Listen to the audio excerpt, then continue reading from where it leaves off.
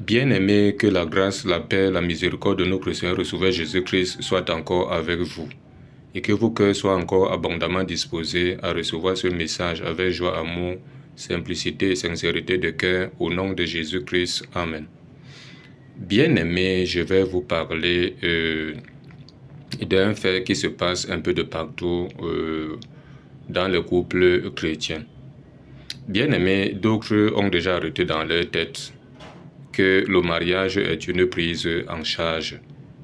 Or, cela n'est pas biblique. C'est ça qui fait même aujourd'hui tellement que les hommes ont la pression. D'autres même partent même avant même leur temps. Parce qu'ils ont tellement de pression. Parce que d'autres même qu'on n'a pas enseigné en réalité ce que c'est que le mariage. Toi, la sœur qui va en mariage. Ce que toi tu dois comprendre, toi la sœur qui va en mariage, c'est que tu ne vas pas en mariage pour qu'on aille prendre soin de toi, mais pour que tu sois une aide pour l'homme. La Bible dit à Genèse chapitre 2, verset 18. Écoutons ce qui est dit là-bas. Parce qu'il faut que vous changez un peu votre façon de voir les choses. Surtout le mariage. La Bible nous dit ici à Genèse 2, verset 18, que l'Éternel Dieu dit, « Il n'est pas bon que l'homme soit seul. Je lui ferai une aide semblable à lui. » Donc la femme est une aide pour l'homme. Et l'aide veut dire quoi? Ça veut dire que si tu veux que l'homme fasse quelque chose pour toi, tu apportes ta quote-part. Et c'est comme ça que vous joignez ce que l'un et l'autre a et vous faites ce dont vous voulez faire. Donc ne crois pas que toi tu es seulement là, tu es assise et tu mets la pression sur l'homme et tu crois que tu vas en mariage pour qu'on prenne soin de toi. Non, le mariage n'est pas une prise en charge. Mais toi la femme, tu es une aide pour l'homme.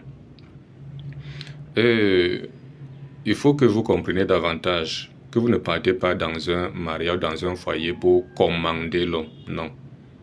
Parce que la Bible dit que l'homme doit dominer sur sa femme. On n'a pas dit de mater, on a dit de dominer. Parce que cela lui a été donné depuis la création de l'homme et de la femme. Il dit ici, en Genèse 3, verset 16, on dit, il dit à la femme, j'augmenterai la souffrance de tes grossesses, tu enfanteras avec douleur et tes désirs se porteront vers ton mari, mais il dominera sur toi.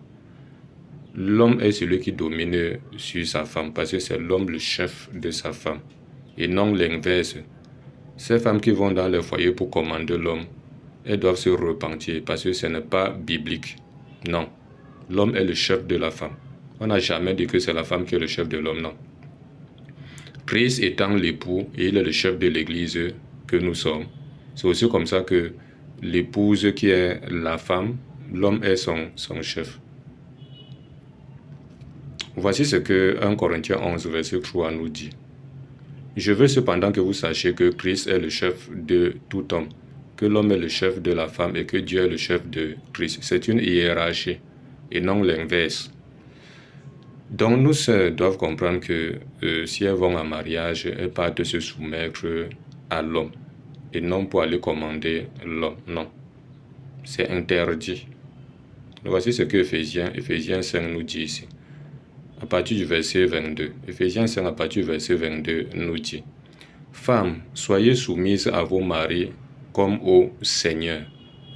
Au verset 23, on dit car le mari est le chef de la femme, comme Christ est le chef de l'Église qui est son corps et dont il est le sauveur. Au verset 24, on dit or, de même que l'Église est soumise à Christ, les femmes aussi doivent l'être à leur mari en toutes choses. Donc la femme doit se soumettre à son mari en toutes choses. Vous allez trouver certaines femmes aujourd'hui, elles veulent monter sur les têtes de leur mari et s'asseoir. L'homme est à 1, elles sont à 10. C'est elles qui commandent dans la maison. Et elles se disent chrétiennes. Non, vous devez vous repentir. D'autres qui vont même jusqu'à arrêter même leur mari pour la bagarre. Hein. Ce qui n'est pas normal. Vous devez vous repentir. Vous partez encore vous asseoir pour dire Jésus, Jésus, Jésus. Non. Attention.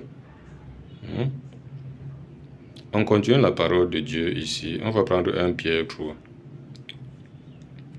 Écoutons ce que 1 Pierre 3 nous dit. Il dit, femmes, à partir du verset 1, femmes, soyez soumises à vos maris, afin que si quelques-uns n'obéissent pas à la parole, ils soient gagnés sans parole par la conduite de leurs femmes. Donc soyez soumises au travers de votre soumission. Et si quelques-uns, bien qu'ils soient chrétiens, n'obéissent pas à la parole, parce qu'il y a des chrétiens comme ça, ils sont des chrétiens, mais quand la parole de Dieu dit quelque chose, ils ne font pas, ils font le contraire. Mais que vous là, à cause de votre obéissance, à cause de votre soumission, qu'ils soient gagnés. On dit en voyant au verset 2, en voyant votre manière de vivre chaste et réservée. Voilà. Vous allez trouver d'autres que elles passent plutôt leur temps à s'habiller indécemment et à se parer des choses, des artifices de Jézabel, les faux ongles, les faux cils, le décapage, tout ça. Elles s'embellissent un peu de partout avec les poudres, les fards et autres. Les faux ongles. Elles disent que non, mon mari aime ça. Je veux faire ça pour lui plaire. Attention. On dit ayez non cette parure extérieure qui consiste dans les cheveux tressés, les ornements d'or, les habits qu'on revêt. Au verset 4, mais la parure intérieure est cachée dans le cœur. La pureté incorruptible d'un esprit doux et paisible qui est d'un grand prix devant Dieu. Au verset 5, on dit ainsi se paraît autrefois les saintes femmes qui espéraient en Dieu, soumises à leur mari. Les femmes qui servaient Dieu, les saintes femmes là, qui espéraient en Dieu là, elles étaient soumises à leur mari. Elles n'étaient pas rebelles. Au verset 6, on dit comme Sarah qui obéissait à Abraham, et l'appelait mon Seigneur. C'est d'elle que vous êtes devenus les filles, en faisant ce qui est bien, sans vous laisser troubler par aucune crainte. Voilà. Sarah était tellement obéissante à son mari, au point de l'appeler mon Seigneur. Vous allez trouver d'autres qu'elles sont tellement irrespectueuses envers leur mari, ce qui n'est pas bien. Donc vous devez obéir à vos maris, vous devez être soumise à vos maris, vous devez les respecter. Voici ce que Éphésiens 5 nous dit ici. Donc respectez vos maris. Éphésiens 5 verset 33. Éphésiens 5 verset 33 nous dit, du reste que chacun de vous aime sa femme comme lui-même et que la femme respecte son mari. Voilà. La soumission, le respect, l'obéissance, c'est ça qui doit être votre partage. Ne partez pas dans un foyer parce que vous croyez que vous irez commander. Vous irez, c'est pas, soumettre l'homme à vous écouter, à faire comme vous voulez, non. Vous devez vous repentir, je le dis et je le répète. Voici ce que 1 Timothée 2 dit ici. 1 Timothée chapitre 2, si vous êtes chrétienne et que vous vous comportez comme ça, vous devez vous repentir. Voilà, 1 Timothée chapitre 2, du verset 11 au verset 12. On dit que la femme écoute l'instruction en silence avec une entière soumission. Je ne permets pas à la femme d'enseigner, on dit ni de prendre de l'autorité sur l'homme, mais elle doit demeurer dans le silence. La femme ne commande pas l'homme, ne prend pas l'autorité sur l'homme. Elle est soumise, elle est respectueuse, elle est obéissante. Quand quelque chose ne va pas, elle s'assoit avec son mari et elle cause. Ce n'est pas que elles exposent la vie de leur foyer comme ça. Donc vous allez trouver certaines femmes, elles sont bavardes jusqu'à... tellement bavardes. Tout ce qui se passe dans le foyer, elles passent autant à exposer ça comme ça dehors, elles se querellent partout avec leur mari, ce qui n'est pas normal. Et vous allez dire que vous êtes des chrétiens. D'autres qui prennent ce qui se passe dans le foyer, commencent à raconter ça un peu de partout là. Non, c'est pas normal. Vous devez vous repentir. Dieu n'est pas dedans dans ce que vous faites là. Donc, vous là qui voulez aller dans les foyers, sachez déjà ce qui vous attend là-bas. Et vous qui êtes déjà dans les foyers et que vous ne vous comportez pas comme Dieu a défini dans sa parole, sachez que vous êtes dans le péché. La Bible dit à Jacques 4, verset 17. Jacques chapitre 4, verset 17. Que celui qui sait faire ce qui est bien, qui ne le fait pas, commet un péché. Voilà. On va terminer avec Colossiens chapitre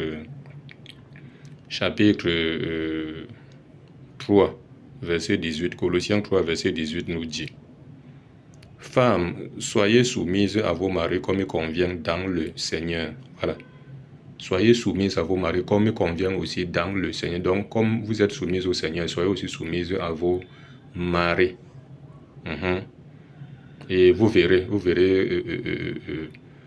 comment est-ce que votre foyer sera enraciné et fondé dans la crainte de Dieu.